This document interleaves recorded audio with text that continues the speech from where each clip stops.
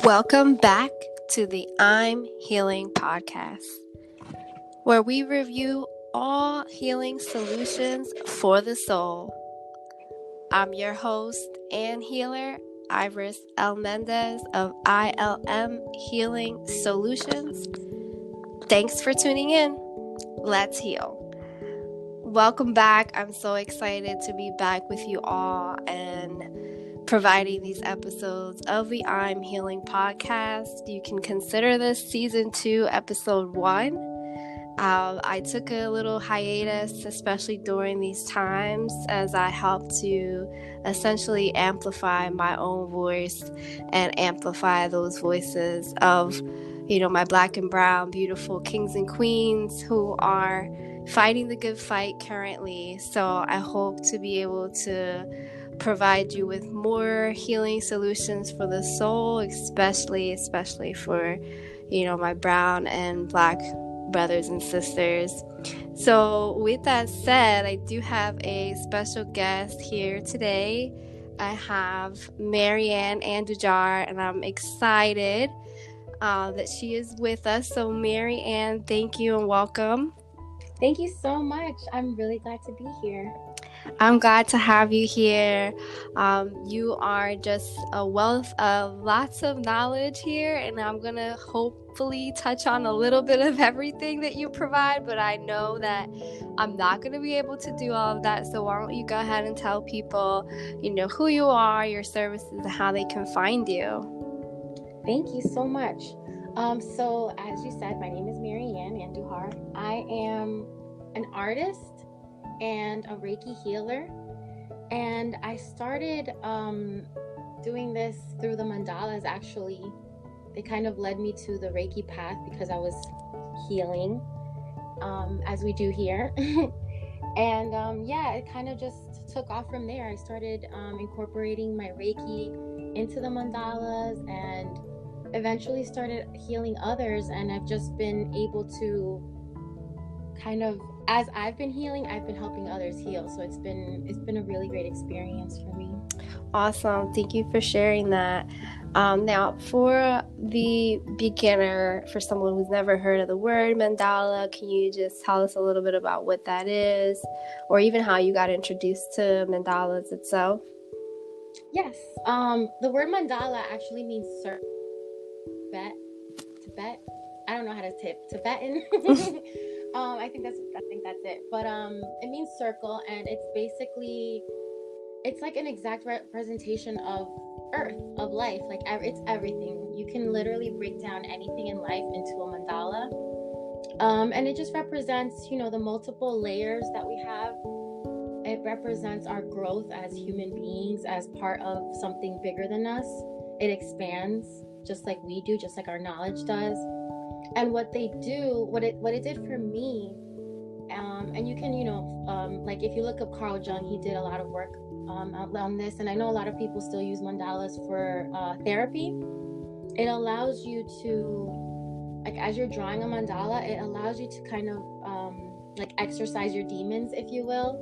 It helps you break down and get to like this place of mental clarity.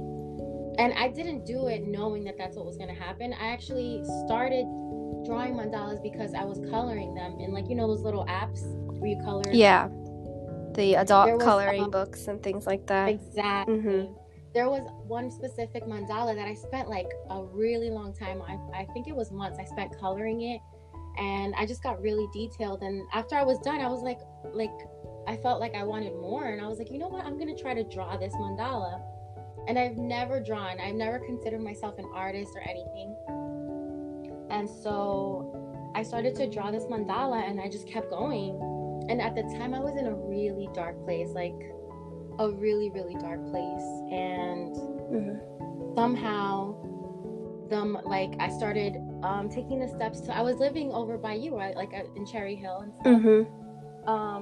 And I was alone over there. And like I said, I was in a really dark place. And somehow I took the steps to move back home, to come back, get therapy and all of that. And then later on, it was when I started really actually reading about mandalas and studying them, was when I found out that they help you with all of like that stuff, like the mental complexities with depression and all of that. So it was like a really big eye opener for me. Yeah, it was kind of like affirming, I bet. Yeah, I was just like, wow, this explains so much. This is what happened to me. Like, I would presume for you that you also may have even established a little bit more patience with things, you know, being able to intricately draw those things. You know, I love mindfulness, and I deem myself the mindful Dawn. And, you know, for me, I use the mandalas to color them, and it helps me represent the rush state that I might be in life is that transpires when I'm coloring them, you know? So it helps me to ground myself and come back to center. I was first introduced to mandalas working with patients who had eating disorders, and the mandalas for them represented the plate, a circle of a plate. So it's really powerful, you know, to use mandalas. So thank you so much for sharing the knowledge of mandalas. Now, your actual Instagram is mandala. What is it called? it's a long one. It's mystical.mandala.mama. There you go, mystical.mandala.mama. And you really are that. You really are that. So thank you for sharing that. Thank you so much. Now, yeah, go ahead. Go ahead. No, I was just gonna say, they're so, like, the mandalas, they're infinite, you know. Like, I'm doing right now like a thing where you can use mandalas for crystal grids, and you can even like draw your own mandala with like specific colors for certain intentions. We could go on forever about mandalas. Oh wow. Yeah, I'm gonna have to have you back for like crystal gridding and all of that, because that's definitely something that I'm sure, you know, the listeners will learn more about. You know, so you're using crystals in your healing as well for yourself? Yes, I am. And you're also using sound as well, right? For your the sound healing is something that I've started doing during the summer. Just about a month or two ago, I started incorporating that into my Reiki practice. Yeah, I just actually bought my own little first bowl, so I'm excited to learn. So yeah, we nice. Yeah, it's so nice to sit with it and just play along with like the beats and sounds. Yeah. Now for Reiki, how did you come across Reiki? And before you tell us that, can you tell us a little bit about what Reiki is for the beginner? Yes. So Reiki is life force energy healing. We all have like access to this. We just have to be attuned by a Reiki master, which I will be hopefully by next year. I was supposed to become a master this year, but COVID kind of messed that up for me. But Reiki is energy healing, and it comes with a lot of information actually. If you're familiar with chakras, that's what basically we work directly with. Aligning the chakras, balancing them, clearing them of blockages, and just like the entire body, just to it helps to align all of the ideas within each chakra, you know. So I always give the example that if you have like blocked arteries, or you had a heart attack, obviously, then you have blocked arteries, and that has to do with your cardiovascular system. So what do you have to do? You have to get your arteries unblocked by a doctor, and then you have to take further steps, like you have to walk, you have to change your diet, you have to change your habits. And that's what Reiki is. We have an energy system, but we don't learn about that in school, right? We learn about the endocrine system, cardiovascular system, like all the other, you know, but the energy system has blockages also. So in Reiki, what we do is we find where those blockages are, and we clear them. And then if you're in the process of like really you want to see transformation, then you're probably working with a healer on a regular basis. So you're working together to clear your like solar plexus, for example. That was a big one for me. I always say the example too of like myself. I wanted to work out for the longest time, and I would just say it like that was an idea in my mind. Like, you know, I would say lack of motivation, lack of self-empowerment and stuff like that. So I did work on my solar plexus. And now I'm working out like daily almost, and I just got a like workout certification. Wow. So, Yeah, like the Vixen thing. Yeah, that's it's a awesome. workout. Yeah, and that's, that's a very small example. There's been a lot of healing that I've done. My heart and my throat chakra. Women, especially, we have a lot of our issues are with our throat chakra and our sacral chakra, and those two are like directly linked to each other. So I always find that very interesting. Yeah. No, it's all interesting to me too. I've been reading on Reiki myself. I was supposed to do level 1 and then COVID happened, so I'm in the same boat. But for Reiki, I'm just gonna ask here, what would you say to like the skeptic? What would you say to someone who's trying to get services, trying to figure out other methods to heal, and they come to you and maybe you're providing some distance healing to them and they're a skeptic? What would you say to that person? I would honestly just tell them to try it.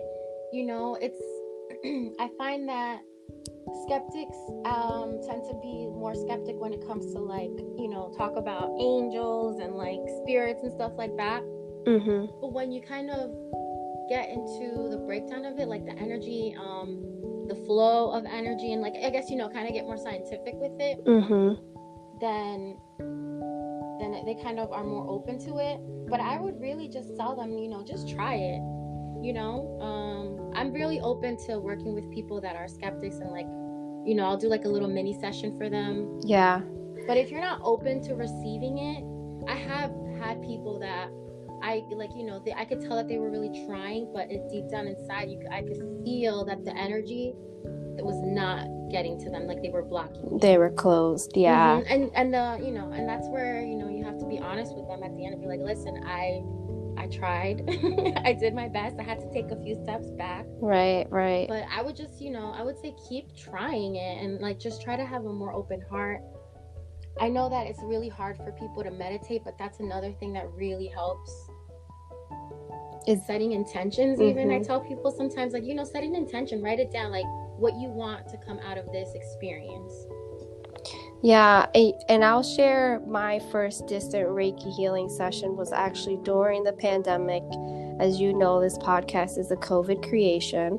Mm-hmm. And so I was trying to heal my own self from some medical ailments. I was having a burst of cysts in my body and inflammation.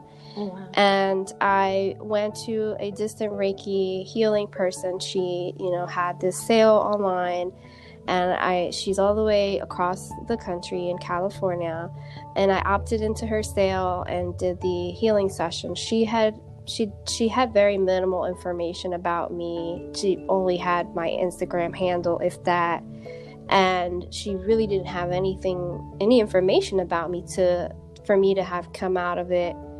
And having her told me the things that she knew, she could tell me that there was inflammation in certain parts of my body. She could tell me, she had some information on what's certain types of maybe over-the-counter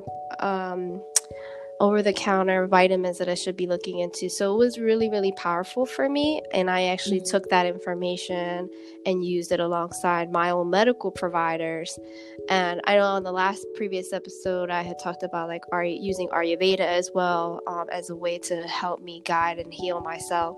But, I haven't had any of those bouts in a very long time. And I have to thank that Reiki, very first Reiki session that I took, because it really helped to guide me to where I am today.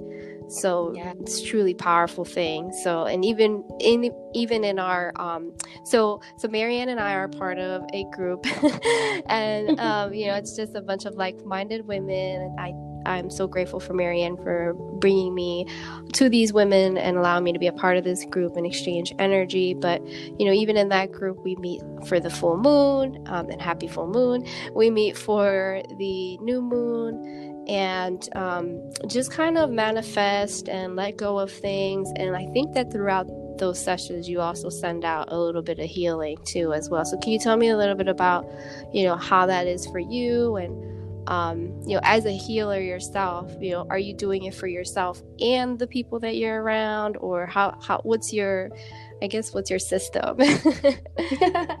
Yeah, that's exactly it. when I started doing Reiki, it came to me like, I don't even honestly, like, I asked for a sign, and I was like, I was in therapy still, and I felt like there was just still something missing. And I asked my father, who's one, like, he passed away when I was younger, and I believe he's one of like my spirit guides, and I asked him, like, I was like, I need a sign, like, I need something else, like, I don't know what it is. And then I just randomly got this ad for a Google ad for a Reiki weekend at this lady's house. Like, this lady from the Tantra Institute of New York, she was hosting like a women's weekend retreat, and she was doing level 1 Reiki. Wow. And so I went. Like, it was life changing. Like you said, I remember when she did the attunement on me, I just kept crying the rest of the night. Like, just water was just like coming out, and it was just a huge release. I had not had peace like that in so long. Wow. And so I kept going back to these, different circles. Like, these women that I met there, one was a sound healer with like vocal healing and stuff. Like, she sings over you with her. Oh my God, it's amazing. Oh wow, I would love to experience that. Yes, for sure. Her name is Alana Bell, and I can definitely give you more information on her. She's like an amazing sound healer. And so yeah, I just kept going to these circles, and meeting all these people that were holding space for other people to heal. And like, I get emotional now just talking about it, because it was so monumental in my healing. Yeah. And I don't know, one day I just woke up one day and I was like, I think I'm gonna do a full moon circle. And so I was going through my list. I was like, I think she'd be interested. I was like, I think she'd be interested too, and like, let me, So I asked all these girls that I've known throughout my entire life, or people that I've met around the area, and I was like, yeah, just come to my house. It's free, and we'll talk about the moon, and we'll talk about all these other things, and we'll go from there. And that was in October of last year. Wow, that's amazing. Yeah. And it's grown into such a beautiful thing. That's really powerful. Yeah, it was literally, like, it was just something that I kept doing once a month in my living room. And we would, go through the whole ritual and talk, and just, like I said, hold space for each other. And it was definitely healing for me, because for the longest time, I didn't want to be seen like this right here. What we're doing is something that if you would have asked me last year, I would have been like, no, I can't be on anyone's like, I can't be on anyone's podcast.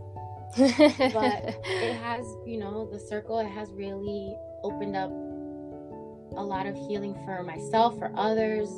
Like, we heal each other through example, I think, and through offering and being just vulnerable with each other. Yes, community healing is really powerful. And I think I shared before this pandemic, I was a part of a retreat, a Heal Hun retreat with the local Hike and Heal group. And, there was an excerpt that I read in my yoga class about community healing from a book called, it's called Pussy Prayers.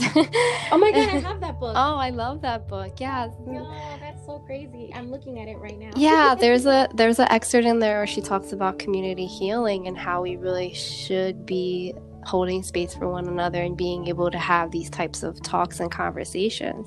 And I think especially now it's needed, especially for, the African American community, and you're Dominican, so you identify as Black. So tell me, how, or if you have any recommendations for Black healing, for Black healers. I think that, oh my God, that's like the perfect question for me because I think that the main thing for me that has been healing, first of all, like, I have lived a somewhat privileged life, I do want to say, and I think that has been the main takeaway for me, is growing up in the household of, like, we're just Dominican, people would say to me like, oh, you're Black, and I'd be like, no, I'm Dominican, because that's what I knew, And then growing up, going to the high school that I went to, which was a very like richy rich kind of, private school here in Jersey, and seeing the differences between like how we were treated versus how like other people were treated in our school, and seeing that, if I conformed, if I followed the rules, then I wouldn't get in trouble. So that was kind of eye-opening for me, especially in a Catholic school where like everyone's supposedly accepted. So I just started looking more into that, you know, like the differences and how I just get a pass, basically. You know what I mean? Yeah. So for me, I think that what has been healing for me has been consistently learning about culture, and not just, you know, Dominican culture, but like really going back and like having those conversations with people, like, you know, about the people who have ruled in the Dominican Republic in the past, like sick, you know, the sick-minded people that brainwashed everyone into thinking like that blackness was a bad thing, and that like if you're Dominican and you're black, like you still are not black somehow. Like that has always been like crazy to me. Yeah, colonization has played a huge role in anti-black narratives that are deeply rooted, especially, you know, not just in America, but also on our Caribbean islands. Yeah, it's crazy. And you don't, like, you know, if you're not, like I said, if you're just like allowing yourself to get that pass and you just keep going, you know, like, oh yeah, we're just happy, fun-loving people that like to party. If that's the only thing that you're focusing on, then yeah, you're not gonna see it for what it is, and you're not gonna, you know, be inclined to learn more and to accept that this is your culture. You know, like, this is your culture, and there's nothing wrong with that. And the reason that you keep thinking and asking yourself, like, well, why do they want me to identify as black? It's not necessarily that. It's just that, you know, it is what it is. And you have to ask yourself, like, why do you have a problem being identified as black? Is it because black people in this country are not treated as well as they should be? You know? Yeah, and that's the you know, in psychology we look at things like conditioning, and really these things are deep rooted in our psyche, and some of it may even be in the DNA, you know, from being passed down, if you look at epigenetics and things like that. So it's really, really, really important that, you know, we all take a step back during this time and really check our privilege. You know, I'm Puerto Rican. I am very pale and white, so I understand my white privilege, but I also know that, you know, my great grandfather was darker skinned, was black. You know, I had relatives before me who were of darker skin that today might not even be accepted by our own people because they're seen as other or less than. And that's what we need to dismantle. You know, we need to dismantle that language, that thought pattern. And unfortunately, a lot of people are just not ready to look within themselves and even see that this could be a possibility, you know, that they have anti-black prejudice within them, that even if they don't identify as being racist. But it's definitely something that I think that everybody needs to take a look at. And then for the black and brown people, you know, take care of your mental health, take care of yourself. You know, healing from trauma is something that's really real and needs to occur. I think in one of my previous episodes, we talked about generational trauma and things like that, and how that lingers. So, you know, that's a big one. Yeah, I'm very happy that you are on here, Sherry, you know, speaking on your behalf as well. Is there anything else that you want to tell the listeners, or maybe some services that you're offering right now that might be of support during these times? Yes, thank you. I do want to say again, back to, like, you know, the whole like racial and like injustices stuff. And for those that want to learn more, I would say, you know, about their culture, and that's like, because that's just like the perspective that I'm coming from, is like I had to like really dig deep and learn. There are a lot of like documentaries out there. There's one called Black in, oh my god, I just had it I forgot what it's called, but it's like Black in Latin America or something like that, and it's like in episodes, but you can find it on YouTube. And that was something that was like really eye-opening for me as a Latin person, like a Hispanic person, I should say. Really, I have to look that up, definitely. Yeah, it's really, the first episode is about DR and Haiti and like the border. It's very eye-opening, if you know. Yeah, definitely. I'll definitely check that out. And your services. What you got going on, girl? I know you got something going up. I do. Yes, I just launched this mandala grid like workshop. It's gonna be running for a long ass time because I'm really excited about it. The energy that you can get from like crystal grids is amazing. So I'm running that. It's like an hour and a half, and we talk about mandalas and crystal work and how you can use those things to manifest your intentions, goals, dreams. So I'm offering that, and you get a free Reiki session and like intuitive reading so that we can go in and really find out what where the blockages are, what we need to focus on. Then we talk about the crystal grids. We get into that and how you can make them, set them up yourself. And it also comes with a custom mandala made by me. So that's awesome. Based on, exactly. So like based on the whatever chakras we need to work on, or whatever we get out of the session, then that mandala will be made with those colors, and you can use them to make the grid. You can use them for anything really, like for art, if you want to just hang it up and like have a reminder of your goals and what you want to manifest. That's pretty dope. I'll definitely have to check that out too. Yeah, and I'm also offering for those that are not in the area like yourself, I'm doing long distance Reiki and also sound healing. I'm actually going to start doing weekly sound baths. Yes. So I'm going to make the flyer this week. I'm excited for that. Oh, thank you so much. We'll have to check you out, mystical.mandala.mama.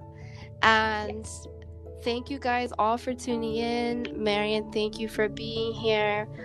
For those of you who are interested in my services, check out www.ilmhealingsolutions. That's with a U, so don't forget the U. Solutions.com. And tune in for the next mindful moment, and Maryann's gonna make a little guest appearance as well, so I'm excited for that. So stick around, and as always, happy healing.